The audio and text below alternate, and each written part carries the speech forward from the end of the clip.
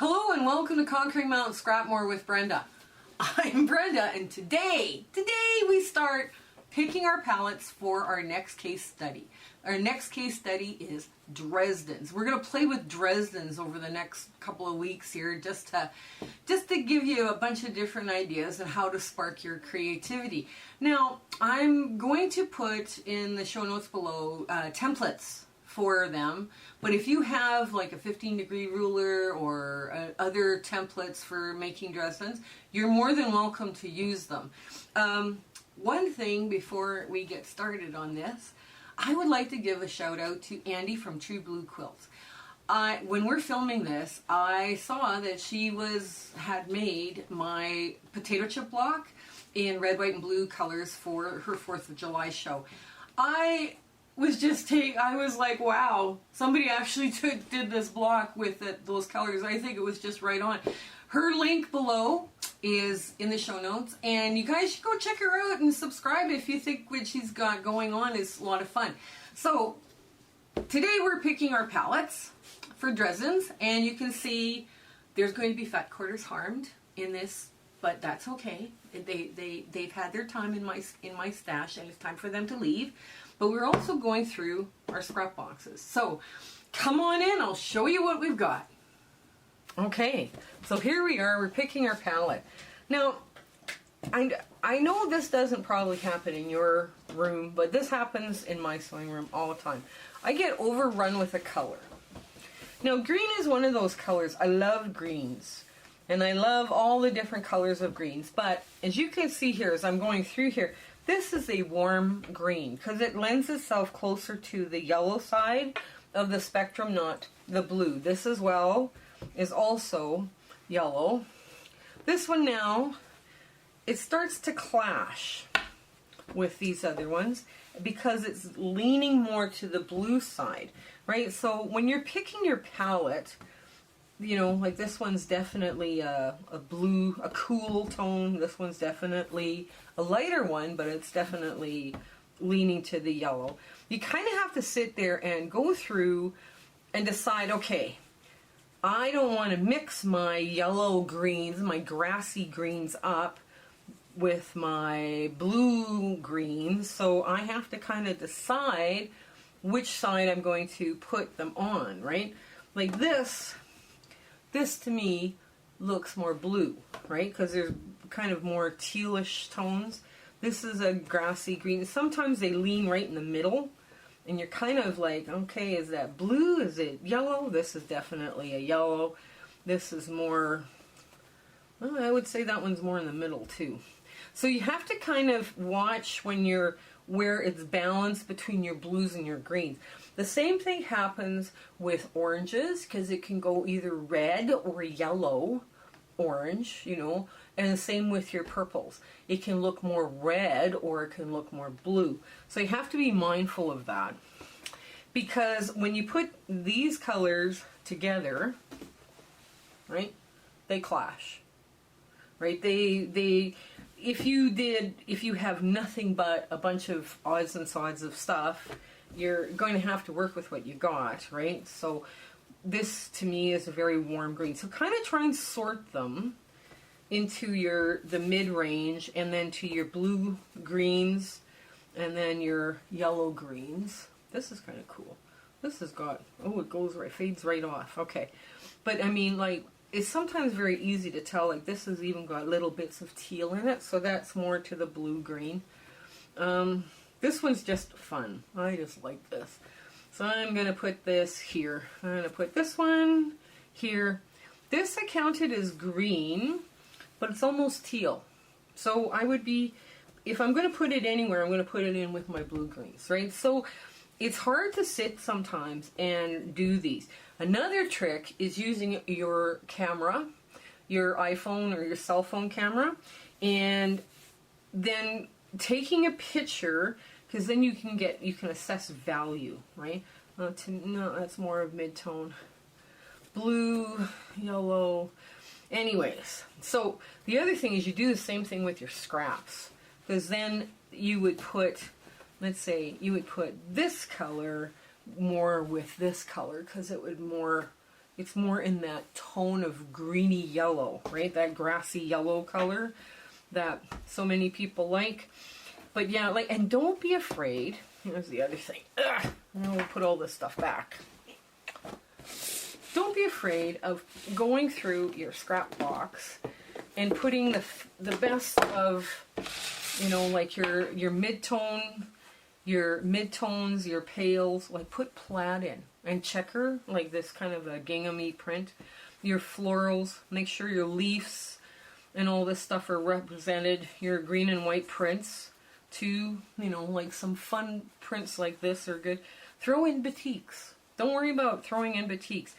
I go to the store and I never think to buy stripes or plaids. I have some plaids here that I am so glad are in there. I've got some Australian prints and dragonflies and the whole bit. This might be too pale, but I'll see. I'll throw it in. It's may or may not be cut up in this round of stuff, but it will. It's all under consideration. This is kind of a neat botanical. You know, it's like tree branches. It's like looking up through a tree. This is just darling, right? This would be a very cool toned color and green. Yeah, some of your greens do clash, so be careful when you start putting, let's say, these two colors together. To me, that clashes. It's too. It's not working. It's just so not working for me, but. I mean, it might be working for you. That's you know, that's your choice. It's your quilt, your sewing room. Don't be afraid to put in like little novelty prints like this with a green background. Those are just darling in quilts. You know, people look for that kind of thing. The polka dots. I know this is a pretty pale polka dot, but now this almost looks brown, right? And when you're painting, if you mix red and green together, you get a brown. But this is a red-green that's been washed out, right? Or like a brown that's kind of been washed out more to the yellow tones. So I would include this in my the warmer greens. I can think of greens as being either warm or cool or neutral, right? So like this, you have a little bit of teal, you've got a little bit of blue-green going on. Like, you know, that's easy one to pick through, right? So yeah, but just go through, make sure you've got a little plaid, you got some polka dots, you got some florals, you got some stripes. Stripes are important because they add a lot of diversity into a quilt, or things that read like polka dots at a distance, right? Or, you know, read like a stripe at a distance. This one here reads as a stripe, because it's got those pale lines behind it, right? So make sure you got all your textures, as much texture going on as you can in there, because that just makes it interesting. This will read as a stripe, even though it's kind of wavy, right? It'll definitely read as a stripe. But you can see where I get kind of overwhelmed with this stuff, and now I have to do something with it, so. This is good exercise for me. This again reads like a stripe because it's got a different, it's kind of a wavy stripe or a wandering stripe. And, you know, get things that kind of look solid, would look solid at a distance. You know, this is cute. This one right here is adorable. It's a plaid, but it just, you know, such a cute thing. I have no idea where I got this from. I think I might have got it from a donation of fabric, but that's okay. But yeah, so I've got lots of stuff coming up here. Yeah, if you're wondering too, if you want a lot of contrast, you can go with stuff that's lighter than darker than medium, and, you know, like divide your work out like that. I mean, if you're Dresden's, you know, because if you get something that all is the same value in your Dresden, it just looks like mud. But if you get your light, your medium, your dark, your medium, your light, you know, you kind of like arrange it in an order that it goes from, you know, light to medium, dark, medium, light, then you can create different effects with it, right? But if you put all the same color in, like, if you put, for instance, here we go. I'll just do this real quick. Okay, so I got this print, this print, this print here, and this print here. Right here. These ones, right? These 4 prints. They're all approximately the same value. Right? You can't tell where one begins and one ends. And they're all darks. So, how do you break this up? You put in a medium. You put mediums in. Right? Now mediums don't read dark and they don't read light, but they all of a sudden, they will start breaking up your work. They'll all of a sudden, they'll get this kind of, here, let me get this one. Oh, this is bright. I like this. All of a sudden, you have contrast, right? You have some contrast. You can see where one Dresden blade ends and the other begins, right? But if you go like a light, back to a medium and a dark, and then back to a light. Let's see. A light. Oh, here's one. Perfect. A light, and then another medium, and then a dark. You're going to see contrast as well, right? Because it goes, you know, from your dark, medium, light, medium, dark, light, or medium, dark, medium, light, medium, dark. Right? You're going to see contrast, and it will provide an effect of movement within your circular Dresdens, right? So that's one thing I like to do with my Dresdens is I want to play on that dark, medium, light. I want to play that game with them because then it looks less, it looks more planned out. It doesn't look just like scrappy craziness. It looks a little planned. We are limiting this to one color family. If you don't have enough scraps to do one color family and you have to pick, you know, a few, like, you know, let's say you want to do, you know, like green, purple, and blue, go for it. That's fine. Or you want to do greens, yellows, and oranges. That works too, right? Or, you know, blue, green, and yellow. I mean, that also works. So you've got something going on. Whatever your scraps will dictate to you to play with and learn how to make Dresdens. Now, once we do the Dresdens, we're going to go off and do learning how to do curves, right? So, but Dresdens is a good starting point. So let's wrap this up. Okay, that's about it for me for the palette wrapping up.